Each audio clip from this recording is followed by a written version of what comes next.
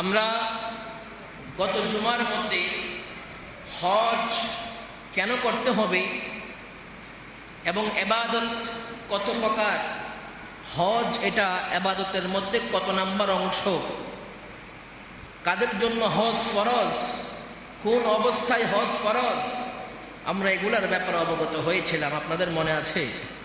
আমি গত জুমাতে যেখান থেকে শেষ করেছিলাম আজকে এখান থেকে শুরু করব ইনশাআল্লাহ।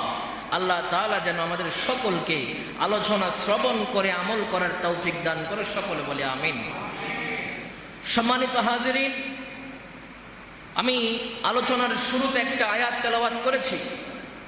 আল্লাহ তাআলা কালামুল্লাহ শরীফের মধ্যে তিনি সূরা আলে ইমরানের মধ্যে ইরশাদ করছেন, ওয়ালিল্লাহি আলান নাসি হিজ্জুল বাইতি মান ইসতাতাআ ইলাইহি সাবিলা। আমার আল্লাহ তাআলা এই আয়াতের মধ্যে বলছেন, যাদের সামর্থ্য আছে, যাদের তৌফিক আছে, তারা যেন অবশ্যই আল্লাহর উদ্দেশ্যে আল্লাহর ঘরখানায় কাবার মধ্যে হজ পালন করে। সুবহানাল্লাহ, আর মুহাব্বতে সুবহানাল্লাহ। আমরা সকল অবগত আছি, আমাদের অনেক হাজী ভাইয়েরা যিনারা হজ করার উদ্দেশ্যে আল্লাহর ঘরের মেহমান হয়ে গিয়েছেন, ঠিক না? আল্লাহ তাআলা যেন যারা এখনো যাইতে পারে নাই তাদেরকে যাওয়ার সুযোগ করে দেয়, আমিন বলেন। যারা এখনো নিয়ত করতে পারে নাই তাদেরকে নিয়ত করার তৌফিক দান করে, সকলে বলে আমিন। এবং যারা আমার আল্লাহর ঘরের মেহমান হয়েছেন তাদেরকে সহি শুদ্ধভাবে সুন্দরভাবে হজের কার্যক্রম সম্পন্ন করার তৌফিক দান করুক, সকলে বলে আমিন। সম্মানিত হাজিরিন, আমি বলেছিলাম হজ যেটা ইবাদতে মুশতারিকা, যেটার জন্য আর্থিক সাপোর্ট, আর্থিক সক্ষমতা এবং শারীরিক সক্ষমতা দুটোটার প্রয়োজন হয়, ঠিক না? মনে আছে আপনাদের? মনে আছে? হজ এটা এমন একটা ইবাদত, যেমন ইবাদতে মালি, ইবাদতে বাদনী, এই দুইটা কোনোটার মধ্যে অর্থের প্রয়োজন হয় যাকাতের ক্ষেত্রে, কোনোটার মধ্যে শারীরিক শ্রমের প্রয়োজন হয় নামাজের ক্ষেত্রে, কিন্তু হজ এটা ইবাদতে মুশতারিকা, এটা এমন একটা ইবাদত যেই ইবাদতের মধ্যে আপনার আর্থিকও প্রয়োজন, শারীরিকও প্রয়োজন। বলেন না সুবহানাল্লাহ। দেখেন, গত 2 মাসের তুলনায় এখন ওয়াক্তিয়া যে নামাজগুলো আমরা পড়ি, আচ্ছা বলেন আবহাওয়ার পরিবর্তন আছে না নাই? আপনারা আমার কথা বুঝতেছেন? একটু মনোযোগ দিবেন আশা করি। গত 2 মাস আগে আবহাওয়া এরকম ছিল না, ঠান্ডা পরিবেশ ছিল, এত গরম ছিল না, শরীর এত ঘামাইতো না। কিন্তু এখন যদি আপনি আসেন, এখন আসলে বাড়ি থেকে ওযু করে মসজিদের দিকে আসবেন, ঘামে পাঞ্জাবি ভিজে কি ভিজে না? জবান খুলে বলেন না, ভিজে কি ভিজে না? গরমে আমাদের কষ্ট হয় কি হয় না? আমার আল্লাহ তাআলা তিনি এমন মহান সত্তা, তিনি এমন রব যিনি কষ্ট যত বেশি সওয়াব তত বেশি। সুবহানাল্লাহ, সুবহানাল্লাহ বলবেন না? এত কষ্ট করে আপনারা মসজিদের মধ্যে পায়ে হেঁটে গরমের মধ্যে, অনেক সময় বিদ্যুৎ থাকে না, লোডশেডিং থাকে, তারপরেও আল্লাহর বান্দা যখন খেয়াল করে যত গরমই পড়ুক না কেন, যত কষ্টই হোক না কেন, আমার আল্লাহর দরবারে আল্লাহর কুদরতি কদমে মসজিদের মধ্যে গিয়ে আল্লাহর কুদরতি কদমের মধ্যে সিজদা লাগাইতেই হবে, এই খেয়াল করে বান্দা যখন ঘর থেকে বাইর হয়ে যায়, টুপটপ করে টপ টপ করে শরীর থেকে ঘাম ঝরে, যত কষ্টই হোক কষ্ট স্বীকার করতে রাজি আছে, আল্লাহর অবাধ্য হতে রাজি নাই। ঝড় বৃষ্টি পড়ছে, বাহিরের মধ্যে বজ্রপাত হচ্ছে, তারপরেও আল্লাহর বান্দা চিন্তা করে যত কষ্টই হোক না কেন আল্লাহর দরবারে আমাকে সিজদা দিতে হবেই হবে। এই চিন্তা করে ঘর থেকে যখন বাইর হয়ে আপনি মসজিদের মধ্যে চলে আসেন, কষ্ট হয় কি হয় না? জোরে বলেন না, হয় কি হয় না? এরকমও মানুষ আছে ভালো করে বসতে পারে না, মাজা ব্যথা আছে না নাই? এরকমও মানুষ আছে ভালো করে হাঁটতে পারে না, কষ্ট হয়, একজন সাপোর্ট লাগে, তারপরেও খেয়াল করে চিন্তা করে যে না, যত কষ্টই হোক আমাকে মসজিদে যাইতে হবে, আল্লাহর দরবারে সিজদা দিতে হবে, নামাজ আমাকে আদায় করতেই হবে। এই যে আপনি কষ্ট করে, কষ্ট শিকার হয়ে, ত্যাগ করে আপনি মসজিদের মধ্যে আসেন, ওইটার জন্য আলাদা সওয়াব আছে না নাই? জোরে বলেন না, আছে না নাই? কারণ কি? আল্লাহর রহমতের ভান্ডার, রহমতের দরিয়া, এটা এত বড়, যেটার মধ্যে কম বলতে কোনো শব্দ, বলেন না, কম বলতে কোনো শব্দ। আপনি আমি হয়তো দোয়া করি, আল্লাহ তুমি আমার 2 তলা বিল্ডিং এর মালিক বানাও। আল্লাহ বলে তোমার মন এত ছোট কেন, 2 তলা কেন, 10 তলার দোয়া করো না। আমি আল্লাহ তো দিতে তোমাকে অলসতি করবো না, আমি তো আল্লাহ কৃপণতা করবো না, কারণ আমি আল্লাহর রহমতের ভান্ডার এত বড়। ও বান্দা, তুমি চাওয়ার মতো চাইতে জানলে আমি আল্লাহ দিতে দেরি করবো না। সুবহানাল্লাহ বলেন। এই জন্য আল্লাহর রহমতের দরিয়া এটা এত বড়, এত বড় রহমতের দরিয়া। আমরা চাইতে জানলে, দোয়া যদি চাইতে করতে পারে, দোয়ার মতো মিস হওয়ার সুযোগ আছে, মিস হওয়ার সুযোগ আছে, সাথে সাথে কবুল। আমার এই কথা বলার উদ্দেশ্য এটাই, হজ এটা এমন একটা আমল যেটা কিন্তু আপনার বয়স 80 হয়ে গেলে আপনি যে করতে পারবেন এরকম কোনো কথা নাই। আপনাকে শারীরিকভাবে সক্ষমতা রাখতে হবে, শারীরিক সক্ষমতা আপনাকে রাখতে হবে। হজ আমরা করতে গেলে কষ্ট হয় কি হয় না? বলেন না, হয় কি হয় না? আমার এক বন্ধু হজ করতে গেছিল গত বছর, তো উনি এসে আমাকে বলতেছে, বন্ধু আমি যখন হজ করতে গেলাম, যখন তাওয়াফ করি, তাওয়াফ করে না, তো এখানে তো শুধু বাঙালি না, আর অন্যান্য দেশের মানুষ আছে না নাই? বলে ওই মানুষগুলা কি শ্রীলঙ্কার নাকি পাকিস্তানি আমি জানি না, বলে আমি দৌড়তেছি, ও আমার সাথে দৌড়ে, ও যে দৌড়তেছে ওর কোনই আমার কপালের মধ্যে বাড়ি খাচ্ছে, এত লম্বা মানুষ। সুবহানাল্লাহ বলবেন না? সৃষ্টিকার, বলেন না সৃষ্টিকার। তো যারা শারীরিকভাবে শক্তি কম, তারা হজে গেলে কষ্ট বেশি হয় না বাবা? কি বলেন? এই জন্য বলা হয়েছে সময় মতো হজ করতে হবে। সময় মতো কি করতে হবে? হজ করতে হবে। কারণ আপনি আজকে টাকা পয়সা হয়েছে, হজ করলেন না, আগামীকালকে আপনার হায়াত যদি না থাকে, আগামীকালকে আপনি আগামী হজ পর্যন্ত যদি হায়াত না পান, এজন্য সময় হয়ে গেলে সাথে সাথে কি করতে হবে? হজ করতে হবে। আজকে আমরা মুসলমানের সন্তান, আজকে যদি হজের সামর্থ্য হয়ে যায়, চিন্তা আমরা করে ফেলি যে না, বাড়িটা আগে 5 তলা কমপ্লিট করি, আগে আমি কি করি, আগে 2টা গাড়ি আগে কিনে ফেলি, আগে ভালোভাবে এগুলা সেরে ফেলি, তারপর নয় হয় হজ করবো আর কি। কিন্তু দেখা যায় 5 তলা বাড়ি করতে গেলে হয়তো কোনো দুর্ঘটনার শিকার হয়ে টাকা আর নাই, টাকা শেষ হয়ে যায়। ঠিক না বে ঠিক? কারণ বাংলাদেশের যে কন্ডিশন, আপনি ইঞ্জিনিয়ারের সাথে কথা বলবেন, ভাই 5 তলা বিল্ডিং করবো, কত টাকা লাগবে, কথার কথা বললে 1 কোটি টাকা, আপনি হিসাব করে দেখবেন 1,70,00,000 নাই। এরকম হয় কি হয় না? তো এজন্য সামর্থ্য হওয়ার সাথে সাথে আপনাকে কি করতে হবে? হজ করে ফেলতে হবে। আবার এরকম হয়ে যেতে পারে টাকা আছে, অ্যাক্সিডেন্ট বশত হাত একটা নাই, পা একটা নাই, বিছানায় পড়ে গেলেন, টাকা কিন্তু অনেক, কিন্তু বিছানায় পড়ে গেলেন, শারীরিক সক্ষমতা আপনার নাই। এজন্য আপনাকে শারীরিকভাবে, আর্থিকভাবে পরিপূর্ণতা আসলে সাথে সাথে কি করতে হবে? জোরে বলেন না, হজ করতে হবে।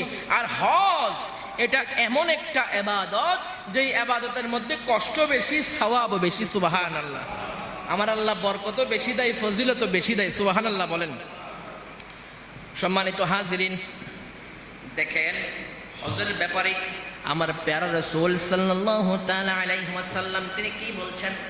হযরত আবু হুরায়রা রাদিয়াল্লাহু তাআলা আনহু থেকে বর্ণিত, তিনি বলেন, আমার রাসূল সাল্লাল্লাহু তাআলা আলাইহি ওয়াসাল্লামকে জিজ্ঞাসা করা হয়েছিল, আমার নবীকে জিজ্ঞাসা করা হয়েছিল, আইয়ুল আমালি আফদল, ইয়া রাসূলুল্লাহ সর্বোত্তম আমল কোনটি? কি জিজ্ঞাসা করলেন? সর্বোত্তম আমল কোনটি? আপনারা কি আমার কথা বুঝেন? বুঝলে একটু আওয়াজ দিবেন। 2 জন কথা বললে একজন যদি কথা না বলে বোঝা যায় সে রাগ, ঠিক না? আমি জিজ্ঞাসা করলাম, শাহিন ভাই আপনি কেমন আছেন? উনি এরকম করলো, তার মানে বোঝা যায় শাহিন ভাই আমার উপর কি রাগ। আমি জিজ্ঞাসা করলাম, ভাই কেমন আছেন? আলহামদুলিল্লাহ ভাই আমি ভালো আছি, আপনি কেমন আছেন? তখন বোঝা যায় যে রাগ না, একটা আন্তরিকতা আছে। তো আমি কথা যখন আপনাদেরকে জিজ্ঞাসা করবো, আপনারা উত্তর দিলে বোঝা যাবে আমার উপরে কোনো রাগ নাই, আমার কথা বুঝতেছেন। আমার নবীকে সাহাবীরা জিজ্ঞাসা করলো, আইয়ুল আমালি আফদল, ইয়া রাসূলুল্লাহ, নবী গো সর্বোত্তম আমল কোনটি? قال, আমার নবী বলল, ঈমানুন বিল্লাহি ওয়া রাসূলিহি। কিলা সুম্মা মাযা? আমার নবী বলল, উত্তরে আমার কামলিওয়ালা বলল যে সর্বোত্তম আমল হলো আল্লাহ ও তার রাসূলের প্রতি ঈমান আনা। সুবহানাল্লাহ। নবী বললেন সর্বোত্তম আমল হলো আল্লাহ এবং রাসূলের উপর ঈমান আনা। কিলা সুম্মা মাযা? ইয়া রাসূলুল্লাহ, তারপর কোনটি?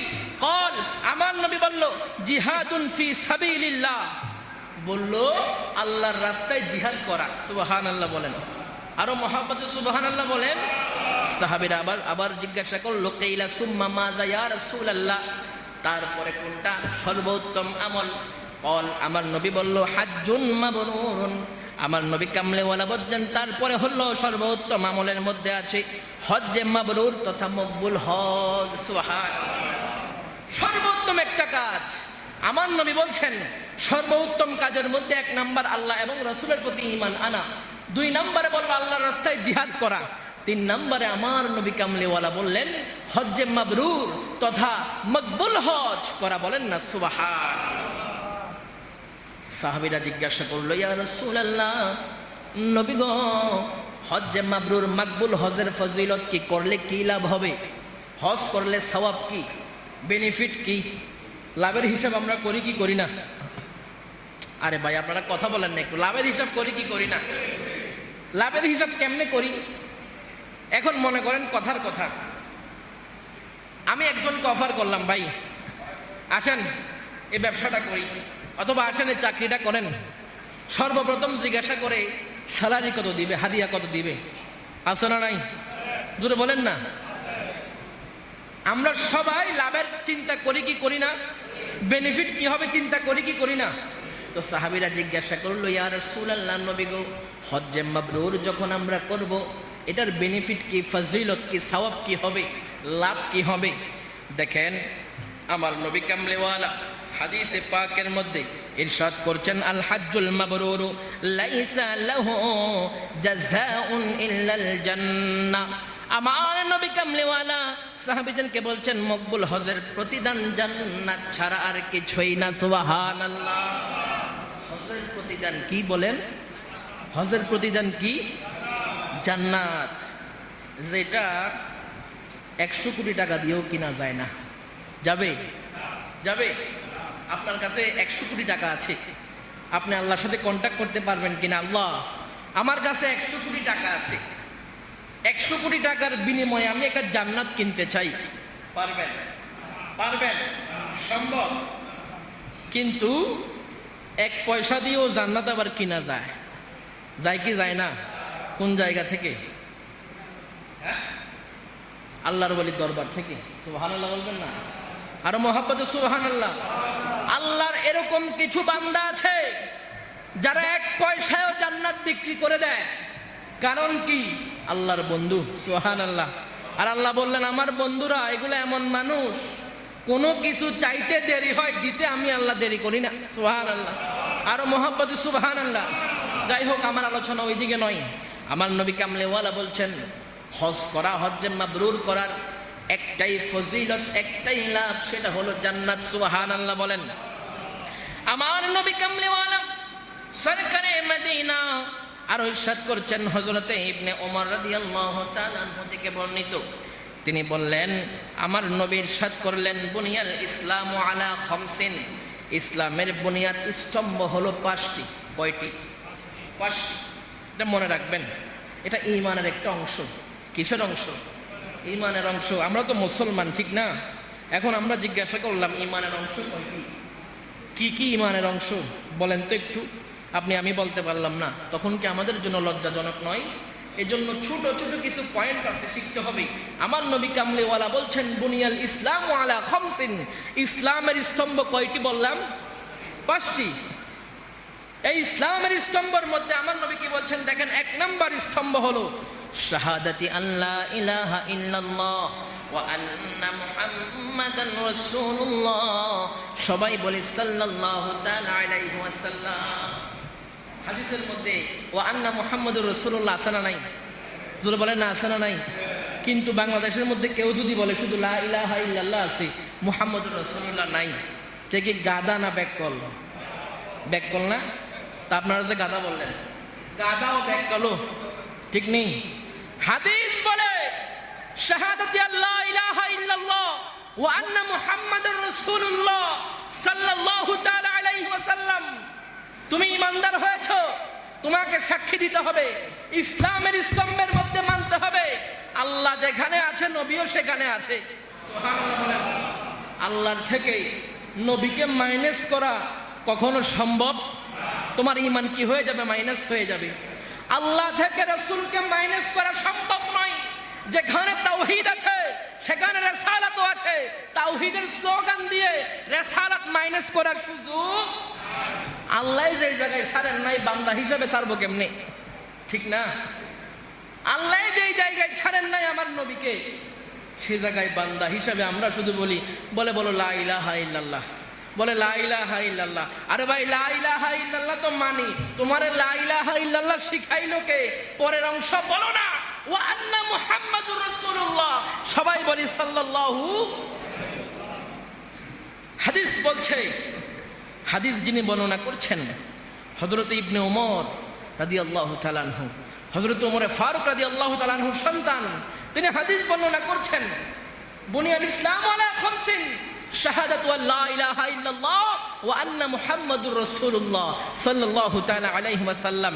তিনি বলছেন ইসলামের মধ্যে 5টা স্তম্ভ। এক নম্বরে আল্লাহ ও তার রাসূলের উপর ঈমান আনা। সুবহানাল্লাহ। আল্লাহ এবং কার উপর? এখানে কি শুধু আল্লাহর কথা আছে? এরকম কথা আছে নাকি যে শুধু আল্লাহর উপর ঈমান আনো?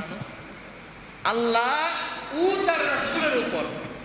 তা আমরা সুন্নি যারা, আমরা তো এটাই অনুসরণ করি, নারে তাকবীর, আল্লাহু আকবার, লা ইলাহা ইল্লাল্লাহর হক আদায়, নারে রিসালাত, বলে নারে রিসালাত।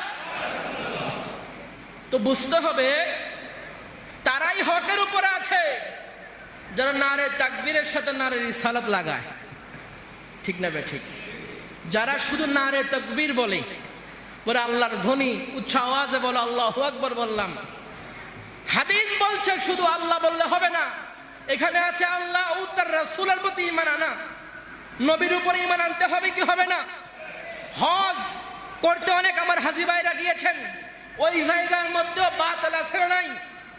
যারা বলে হজ কাবার মধ্যে করে বাংলাদেশে চলে আসো, মদিনার শরীফ যাওয়ার দরকার নাই, আমরা বলতে চাই আরে বেটা, ঈমানদার যদি হয়ে থাকো, ঈমানের টানে, নবীর মুহাব্বতে, নবীর ইশকের টানে তোমাকে কাবা থেকে মদিনায় যাইতে হবে। ঠিক না বেটা? আর মদিনার সিল যদি তোমার হজের গায়ের মধ্যে লাগাইতে পারো, ওই মদিনার সিল লাগাইতে পারলে তোমার হজ মকবুল হজ হবে। সুবহানাল্লাহ বলবেন না? আর যদি তুমি হাজি হিসাব, তোমাকে মানুষ আলহাজ বলবে, তোমাকে মানুষ হাজি সাহেব বলবে, তুমি কাবার মধ্যে গেলা, মক্কার মধ্যে গেলা, মদিনায় আমার নবীর কাছে যাও নাই। আরে বেটা হাদিস খুলে দেখো, ইতিহাস খুলে দেখো, আজকে আমার নবী মক্কার জমিনে আবাদ করেছে। ঠিক না বে ঠিক? কষ্ট লাগে, এগুলো কষ্ট লাগে। কার জন্য সিন্নি খাইলা? বলেন না, কার জন্য সিন্নি খাইলা? আমার নবী মক্কা আবাদ করেছে। মক্কা যে মক্কা তোমাদেরকে দাওয়াত দিয়েছে আমার কামলিওয়ালা। ঠিক না বে ঠিক? আজকে স্লোগান দাও, বলেন মক্কা থেকে চলে আসো, মদিনা শরীফ যাওয়ার দরকার নাই, হজের অংশ নয়। আর হাদিসের মধ্যে আমার নবী বলছেন মান যারা কবরি ওয়াজাবাত লাহু শাফাআতি। আমার কোন উম্মত যদি আমি নবী ও কামলিওয়ালার কদমের মধ্যে এসে যায় হাজিরা দিতে, আমি নবীর তার উপরে ওয়াজিব, আমি নবীর শাফাআত তার উপরে ওয়াজিব হয়ে যায়। সুবহানাল্লাহ। নবীর শাফাআত থেকে আজকে যারা উম্মতদেরকে, সুন্নিদেরকে, মুসলমানকে দূরে রাখতে চাই, আমরা এক কথাই জানতে চাই, এক কথাই বুঝতে চাই, তারা কখনো নবীর উম্মত হতে পারে? তাদের একটাই পরিচয়, তারা হলো ইহুদির দালাল। ইহুদির দালাল ছাড়া কেহ আমার নবী কামলিওয়ালার মদিনা শরীফ কদম মোবারকের মধ্যে যাওয়ার ব্যাপারে নিষেধ করতে পারে না। কারণ কোন মুসলমান ভুলে যাইলে হবে না, তোমার মুসলমানিত্ব থাকবেই না আমার নবীকে মাইনাস করলে। ঠিক না বে ঠিক? তো নবীকে মাইনাস করে আমাদের কোনো মোল্লার দরকার আছে? নবীকে মাইনাস করে আমাদের কোনো কোনো নামাজের দরকার? নবী মাইনাস করে কোনো রোজার দরকার? নবী মাইনাস করে কোনো হজের দরকার? কারণ কি প্রশ্ন করতে পারেন, হুজুর তিনটা ভারী জিনিস নামাজ, রোজা, হজ, আপনি বলেন দরকার নাই। আমি শক্ত দলিলের মাধ্যমে বলছি আপনাদেরকে, যে নামাজে নবী নাই, কি নাই? যে নামাজে নবী নাই, ওই নামাজ তুমি যদি 100 বছরও পড়ো, তাকবীরুল্লাহর সাথেও পড়ো, লম্বা দাড়ি নিয়েও পড়ো, মাথার মধ্যে পাগড়ি নিয়েও যদি পড়ো, ওই 100 বছরের নামাজ তোমার কপালের মধ্যে মারা হবে। কারণ কি? যে নামাজে নবী নাই, ওই নামাজে আল্লাহ সন্তুষ্ট না। যে নামাজে নবী নাই, ওই নামাজে আমার আল্লাহ সন্তুষ্ট না।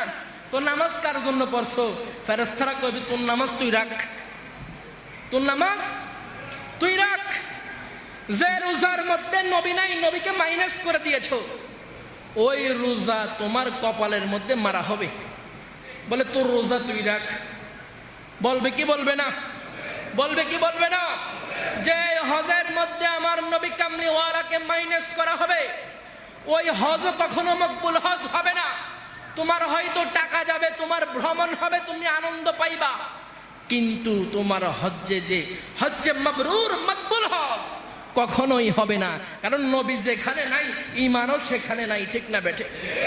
নবী নাই, ঈমান নাই। বিষয়টা এরকম হয়ে গেল, সারাদিন মাছ ধরলেন, যে জায়গায় মাছ রাখলেন ওই কি বলেন আপনারা, কুলার নিচের জায়গা ছিঁড়া, ডুলা, এই ডুলার নিচের জায়গা কি ছিঁড়া।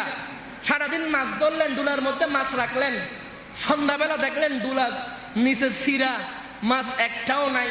তো আপনার এরকম হয়ে যাবে, 60 বছর হায়াত পেয়েছেন, 60 বছর নামাজ পড়েছেন, হাসরের ময়দান লাগবে না। কবরের মধ্যে যখন শায়িত করা হবে, আপনি 60 বছরের নামাজি, 60 বছর তাহাজ্জুদ পড়েছেন, তাকবীরুল্লাহর সাথে নামাজ পড়েছেন, কবরের মধ্যে শুয়ে গেলেন, দুনিয়ার জমিনের মধ্যে নবীকে ঈমানের অংশ মনে করেন নাই, সব জায়গা থেকে নবী মাইনাস করেছেন। বলেন নবী আমার মতো, নবী সাধারণ, বলেন না নাউজুবিল্লাহ। আপনার যখন 60 বছরের আমল নিয়ে কবরের মধ্যে শুইবেন, মা কুনতা তাকুলু ফি হাক্কি হাযার রাজুল, আপনাকে প্রশ্ন করা হবে এই পুরুষ সম্পর্কে তোমার আকীদা কি, বিশ্বাস কি বলো। আপনার জবান বন্ধ হয়ে যাবে। এজন্য বন্ধ হবে। আমার নবী বলবে, উম্মত তুমি তো দুনিয়ার বুকে আমাকে স্বীকৃতি দাও নাই, আমাকে ঈমানের অংশই মনে করো নাই, কবরের মধ্যে আমি নবী তোমার দরকার আর? নবী যদি কবরের মধ্যে একবার বলে ফেলে যে রে বেটা, তুই যত বড় পয়সাওয়ালা হোক, যত বড় আমলদার হোক, তুই আমার উম্মত না। আপনাদেরকে প্রশ্ন করতে চাই, আজকে সুশীল সমাজ, আপনারা উত্তর দেন।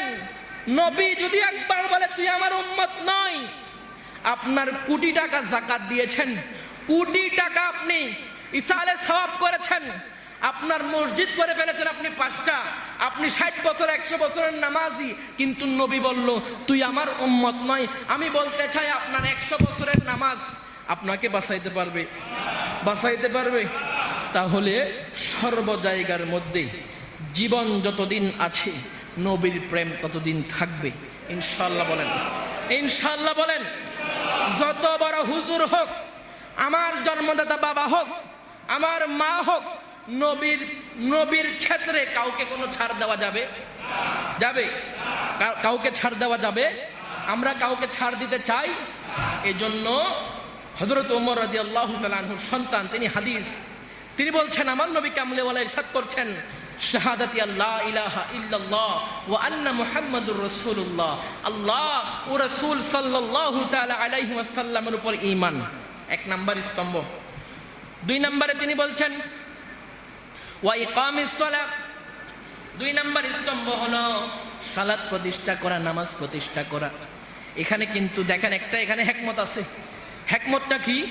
আগে কিন্তু নামাজের কথা বলতে পারতেন, অথবা আগে হজের কথা, যাকাতের কথা বলতে পারতেন। এখানে আগে বলা হয়েছে ঈমানের কথা, আল্লাহ এবং রাসূলের উপর বিশ্বাসের কথা। এই দুইটা যখন পাকাপোক্ত হয়ে যাবে, তখন তুমি নামাজ পড়ো, নামাজের মধ্যে মজা পাবে। তখন তুমি হজ করো, হজের মধ্যে মজা পাবে। তখন তুমি যাকাত দাও, যাকাতের মধ্যে কি পাবে?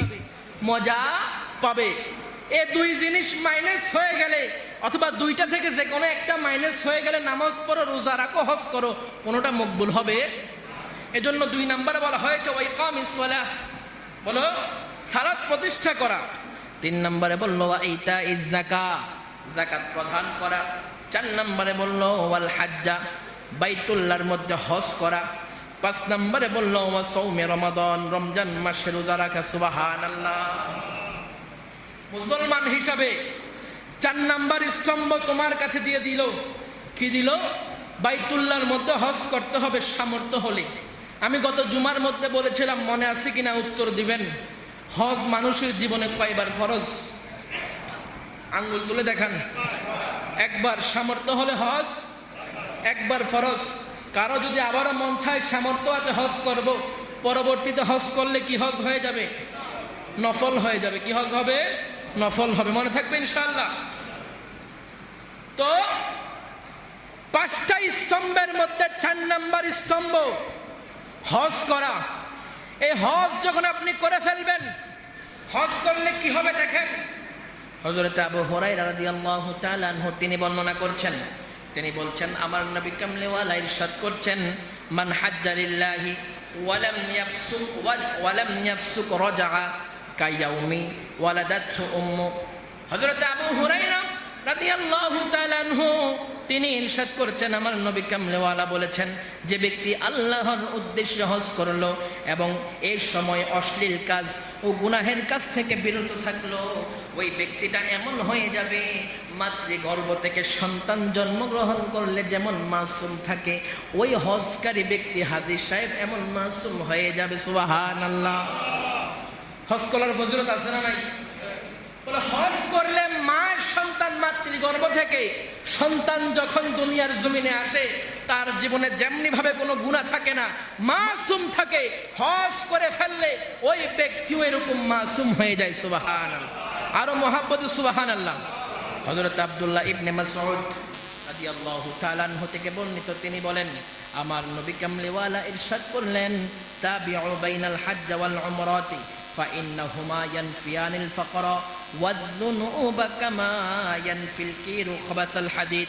আমার নবী কামলিওয়ালা হাদিসে পাকের মধ্যে ইরশাদ করছেন, তোমরা হজ ও উমরার সাথে সাথে করো, কেননা এই দুইটি দারিদ্রতা ও গুনাহ এভাবে দূর করে দেয় যেভাবে হাফর লোহা ও স্বর্ণ রৌপ্যের ময়লা দূর করে দেয়। সুবহানাল্লাহ। এক কথায় বলা যায় হজ করলে মানুষ নিষ্পাপ হয়ে যায়। কি হয়ে যায়? নিষ্পাপ হয়ে যায়। শুধু তাই নয়, যারা হজ করার জন্য আল্লাহর ঘর বাইতুল্লাহর মধ্যে যায়, তারা এমন ব্যক্তিত্ব, আল্লাহ তাদেরকে বলেছেন তারা হলো আমি আল্লাহর মেহমান। বলেন না সুবহানাল্লাহ। আপনার ঘরের মধ্যে কোনো মেহমান যদি আসে, ওই মেহমান যদি আপনার কাছে বলে, ভাই আমার এই জিনিসটা পছন্দ হয়েছে দেন, আপনি কি দিবেন নাকি বসে থাকবেন? দিবেন না বসে থাকবেন? তো হাজী সাহেবরা তো আল্লাহর ঘরের মেহমান। তারা এমন মেহমান, তারা আল্লাহর কাছে যা চাইবে সাথে সাথে কি সাথে সাথে কবুল হয়ে যাবে। এই জন্য যারা হজ করতে গিয়েছে আমার হাজী ভাইরা, বাংলাদেশে আসলে তাদের সাথে মুলাকাত করবেন, মুসাফা করবেন, মুআনাকা করবেন, তাদের কাছে দোয়া চাইবেন যে ভাই আপনি একটু দোয়া করেন। আপনি দোয়া করলে সাথে সাথে কবুল হয়ে যাবে। এই বিষয় নিয়ে ইনশাআল্লাহ আমরা আগামী জুমাতে আলোচনা করব। আমার হাজী ভাইয়েরা কতটা মূল্যবান, কতটা দামি হতে পারে। তারা যখন বাংলার জমিনে চলে আসে, বাংলাদেশের মধ্যে আসলে তাদের কাছে কিভাবে দোয়া চাইবেন, কেন দোয়া চাইবেন, দোয়া চাইলে কি হয়, আমার নবী শিখিয়ে দিয়েছেন। ইনশাআল্লাহ আল্লাহ তাআলা যদি হায়াতে জিন্দেগির মধ্যে বাঁচিয়ে রাখে, সামনের জুমাতে আমরা এই বিষয়ে আলোচনা করব। আল্লাহ তাআলা